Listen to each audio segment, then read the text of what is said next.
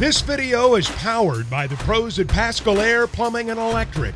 Arkansas owned, Arkansas operated. GoPascal.com. Bill King joining us from Nashville Sports Radio, the king of college football talk. He's on the air from 6 to 9 on WNSR. And we always appreciate his time on Wednesdays. Bill, it is now week 1. We had week 0 last week, whichever way you want to put it. But we already had college football. We got a full slate on Saturday. So I know what my Saturday is going to look like. I'll get to the stadium a couple hours before airtime, so that'll be 9:30. Say hi to all the people, get something to drink, a little something to eat, sit down, do my job, have fun with it. What is a Saturday at the Bill King household like? What does it start with? Which pregame show are you watching, if any of them? And which game are you most excited about getting a chance to look at this weekend? I haven't watched ESPN on a Saturday morning leading up to games in centuries. Totally useless. If I have anything on, it's Fox. They're better now. And I just have all the TVs going. I do not go to games. I figured out about 15 years ago, me being at a game is a total waste of time. It wipes out 95% of the day. I will not go. I get invited to people's suites all the time, and I'm very polite, but that kills my day. It's counterproductive. I have about 5 TVs going, plus social media and plus the scoreboard. That's my day until I just fall over. Well, it allows you to control your surroundings, man. I mean, it allows you to focus on what you want to focus on. I think there's a lot of fans that really would rather just be by themselves, so that they can throw whatever remote control or anything like that. But look, I understand. You're right about that, too. When you go to the games, like half your day is the effort of getting there and leaving and fighting traffic, and basically you're missing football at that point. Totally wasted my time. Now, you're involved with a school, so that's different. And you have to do that, and that's your choice. But I figured out a long time ago, many years ago, that was not in my best interest, about 15, 20 years ago. Here's the other thing. I don't cook out on Saturdays. Too much of a distraction, as much as I love to cook out. So I just go buy a big stack of pizza and put it on the counter, and the kids can have whatever they want. Yeah, I know you well enough about your grilling and your cooking that you got to be able to put 100% into it. It's all Correct. You got to be able to give your best effort. And if you're focused on watching 5 football games and 5 different TVs, yeah, I don't think you'll be able to give your best effort on the brisket. Knowing you and brisket, right. It's got to be the Correct. best. I know that. So why Correct. Fox? Why do you like Fox better than the ESPN Game Day? What is it about Big Noon Kickoff? And what's your opinion about bringing Urban Meyer back? First of all, Game Day, if you're really interested in football, is useless. It's just some comedy thing. Nothing wrong with that. It's very popular. It's just a waste of my time. The analysts on Fox, now this has only been for a few years. Fox was forever terrible, but they're not anymore. And Urban Meyer's fantastic on that set. He's really way better than I thought he would be a few years back when they hired him. And with Leinart and Reggie Bush and Brady Quinn, that's a better group than anything that ESPN trots out when it comes to talking real football, in my opinion. I think they're way better. I mean, you're right a little bit about the ESPN Game Day show, but that's also the direction that, the NFL pregame shows went in a long time. And in full disclosure, I've only watched Big Noon Kickoff a couple of times, and I mean, they do talk more football. There's just no, they do have the SEC tie, obviously, with Meyer, but I don't really like listening to him all that much.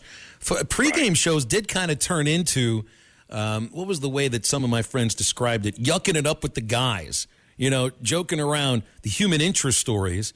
Do you sense sometimes, like on ESPN, they just kind of forget a little bit about the football aspect of it, which is probably what most, football fans are interested in? Well, and again, let me say something. Game Day is a generational show. It's an iconic property they've got. So I'm just saying, for me, I don't have time for that. I don't want to know who Corso's going to put on his head and picked. It's just not important to me. And by the way, bless that guy's heart. They're propping him. They're not doing him any favors. Yeah. He can't speak at all. Not. And again, I say that respectfully. I know everybody loves him. Herbie loves him. I mean, just loves him. But they're really not doing him any favors, propping him up there like that. No, I think you make a good point about that. You like to remember somebody, when they were at their sharpest, not when they're declining, which is obviously. You're a baseball guy. I don't want to see Willie Mays when he can't catch a fly ball. I just don't. I brought that exact point up about Willie Mays dropping a fly ball with the New York Mets a week ago. And unfortunately, that's like how some people remember his career coming to a close instead of, the over-the-shoulder basket catcher maybe being the greatest outfielder ever. Right. So, and Corso's good. He's not on the great list, but he's very good. He's entertaining, and he fits a perfect niche. Found to kind of discover that niche himself, but bless his heart, it's tough. All right, so looking at the games this weekend, there's 3 games involving top 25 teams matching up against each other. Notre Dame, Ohio State is one of them. I don't know if that's going to be a great game. It'll be fun to watch. Another is Oregon and Georgia. Might be a good game. We're not too sure, but Georgia's essentially playing at home. And then there's Cincinnati and Arkansas, which I don't know if I'd say it's a toss-up. I think Arkansas will win this game. But that makes me believe Arkansas-Cincinnati might be the best game of the entire weekend in college football. Yes or no? It's probably the best tough guy game. I mean, Luke Fickell's a tough guy coach. Their style is tough guy stuff. We know that's the fabric of Arkansas now. I think Arkansas is a little better there this year than Cincinnati, and I think they'll win a very close game. I think it'll be a good one. I think there'll be a whole lot of people try and roll out of bed Sunday morning and have trouble because it's going to be a really physical game. I think that Florida-Utah game will be physical too, but that one has me very intrigued too. No doubt. Yeah, Bill, and when you talk about, tough guy football and what this means as far as, I'm trying to figure out the best way to say this.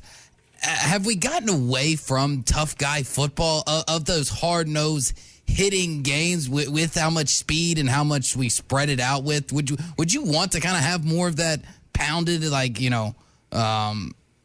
yards in a cloud of dust type of football? Ask Nebraska. They got rid of Frank Solich, hired Bill Callahan, and since that moment, their football soul was extracted from their chest cavity. It's been gone forever. They are culturally, as a football program, bankrupt. And it's precisely that. Their identity is tough guy. Bob Devaney, Dr. Tom, playing in bad, windy weather once you get into late October, November, or elsewhere.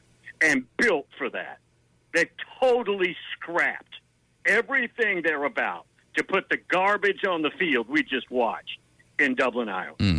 And might as well stay with Nebraska from week 0 and their loss to Northwestern. Does Scott Frost make it out of the month? I mean, that's kind of the big question here. How long do they hold on to the hope that the former Cornhusker national championship winning quarterback can bring them back? Because I saw some statistics over the weekend on Monday that were just absolutely laughable. I mean, the fact that Scott Frost would have to win like 53 games in a row to have a better record than Bo Pelini, who was fired.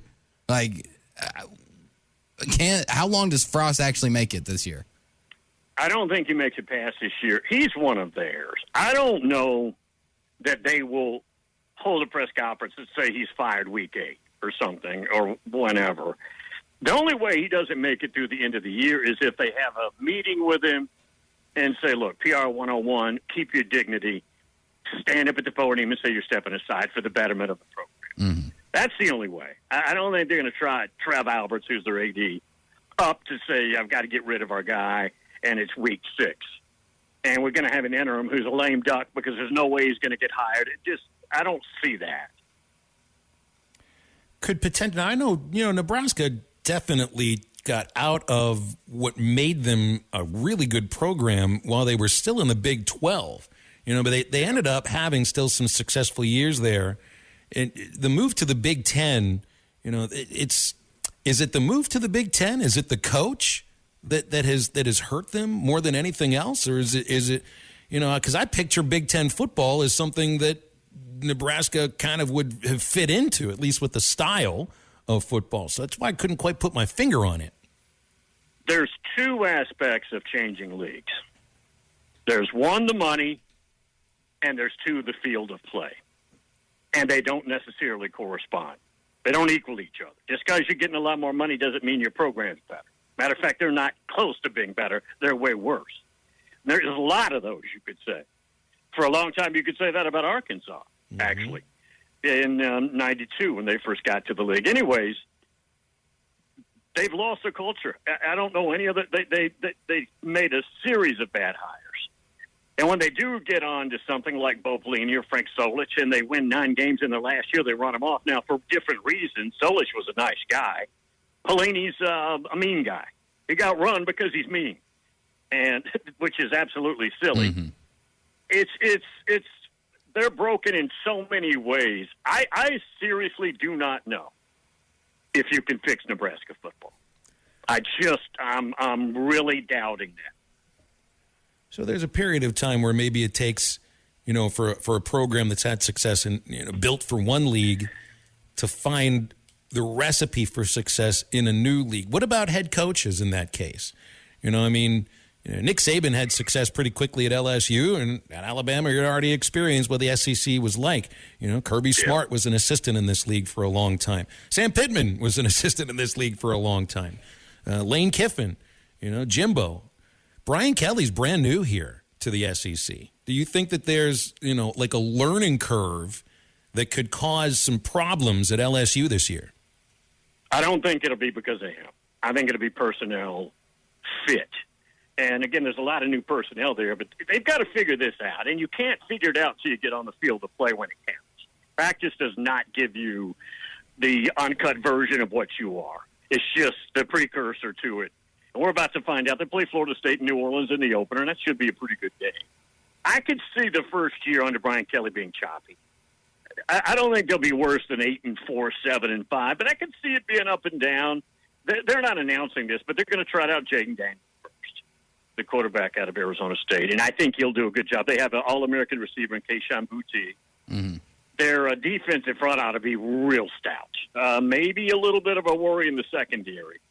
They haven't been that good back there in a few years, and there's some turnover. But I don't think it'll be a disaster. And Brian Kelly, I don't think there's a learning curve with him. He's too good of a coach. I think there may be a roster learning curve. But I think Brian Kelly, you could argue, is one of the top couple of maybe 3 coaches in the league. Why you believe they're the only team that hasn't announced who their starting quarterback is for week 1 in the SEC? There's a few others. Yeah. So obviously you've got some information here about Jaden Daniels. I mean, I think it's a legitimate thing to say, we have a competitive advantage because Florida State played a game. We know who their quarterback is. We haven't. So why announce it? Unless you got an entrenched starter. It's not like they're not putting out a depth chart like Sarkisian or like Harbaugh last year. Nussmeier's the other kid, and he's good. He's talented. He's not quite. He's a little raw. They won't trot him out yet. Daniels is going to have to fail. And, Ole Miss with Altmaier and Jackson Dart, the Southern Cal transfer, they have not announced, and I'm not sure you'll know about that until they trot out on the field. They play Troy. I think Altmaier probably gets the start, but I think that one is more of a either-or question mark than LSU. I'm going to wrap up on quarterback stuff here, but also a guy who's a coach that was a quarterback that spoke gibberish a couple of days ago about why he's playing 2 quarterbacks in the first 2 weeks at Michigan. I had no idea what Jim Harbaugh was talking about. King Solomon, biblical. I just see he's starting 1 quarterback against Colorado State, another quarterback against Hawaii, and that tells me he didn't think very highly of those 2 opponents. He has Cade McNamara, who was their starter last year, who was steady.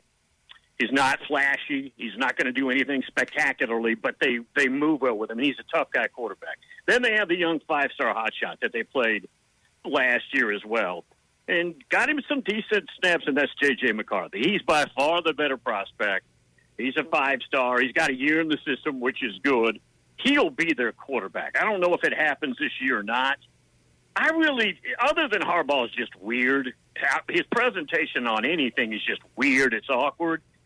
But I don't know. I didn't really have a problem with it.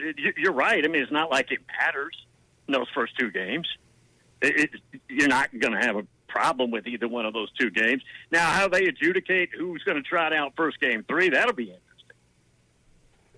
Oh, yeah, last thing. Alan Green leaving or being let go by Auburn, whichever way you want to look at it. They just weren't going to sign him to a contract extension. He came from the outside Like, I can't imagine. I can't imagine someone from the outside legitimately wanting that job as the AD at Auburn. Like, I mean, you get paid well. Auburn's a lovely place and a good school and great fans and everything. But, until if you're not part of the surroundings and understand the politics about what it's like to be a coach or an administrator or the main administrator at Auburn, I would imagine you got to look from inside the school or, somebody that's been associated with Auburn previously, right? They need the reincarnation of David Housel. David Housel, as we know, longtime SID, then AD, would crawl on his belly through glass to be part of them, right? When he was still around, hanging around. And if I don't know who all's over there right now, I don't know them all, but that's the kind of guy you have to have some kind of loyalist who also understands the Auburn Mafia and how that family works. And if you can handle all that, then go ahead and hang in there. BetOnline is the fastest and easiest way to wager on all your favorite sports, contests, and events with first-to-market odds and lines. Find reviews and news for every league, including Major League Baseball, NFL, NBA, NHL, combat sports, esports, and even golf. BetOnline continues to be the top online resource for all your sports information, from live in-game betting, props, and futures. Head to BetOnline today or use your mobile device to join today and make your first sports bet. Use our promo code BELIEVE50 to receive your 50% welcome bonus on your first deposit. That's BELIEVE, BLEAV 50. That's BELIEVE, BLEAV 50. Bet online, where the game starts.